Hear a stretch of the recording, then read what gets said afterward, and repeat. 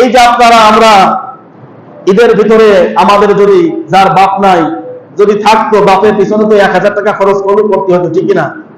শোনেন, আপনার বাপ যখন দুনিয়ায় বেঁচে ছিল, আপনার মা যখন দুনিয়ায় বেঁচে ছিল, আপনি একটা শাড়ি দিলে, একটা লুঙ্গি দিলে, ভালো ভালো খাবার খাওয়ালে যে খুশি হতো, তার যে প্রয়োজনটা ছিল, কবরে গেলি এই প্রয়োজনটা তার থেকে আরো হাজার হাজার লক্ষ লক্ষ কোটি কোটি গুণ বেশি প্রয়োজন হয়ে যায়, ঠিক কিনা বলেন?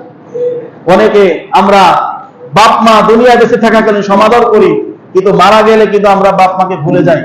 আপনার বাপ আপনার মা দুনিয়ায় থাকাকালীন আপনি যদি একটা লুঙ্গি কিনে দিতেন অথবা যাই কিছু দিতেন না, যোগ্য আপ্যায়ন করতে যতটা খুশি হতো, তার থেকে বেশি আপনি যদি আপনার বাপের জন্য, আপনার মায়ের জন্য ওই টাকাটা যদি আপনার মা বাপের জন্য আপনি যদি দান করেন, ওই দানের সবটা যখন আপনার বাপের কবরে যাবে, আপনার বাপ তার থেকে হাজার হাজার গুণ বেশি খুশি হবে, ঠিক কিনা বলেন?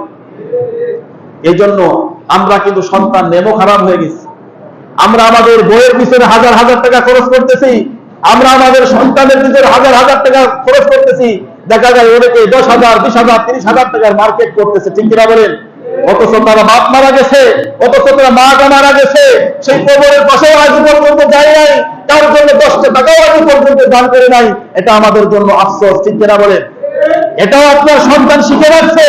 আপনি যখন মারা যাবেন, আপনার সন্তান ওইরকম বউ ছেলে নিয়ে হাসি তামাশায় থাকবে, আপনার খোঁজখবর নেবে না। এই জন্য কামা তাদিন তুদারে, যেমন কর্ম তেমন ফল।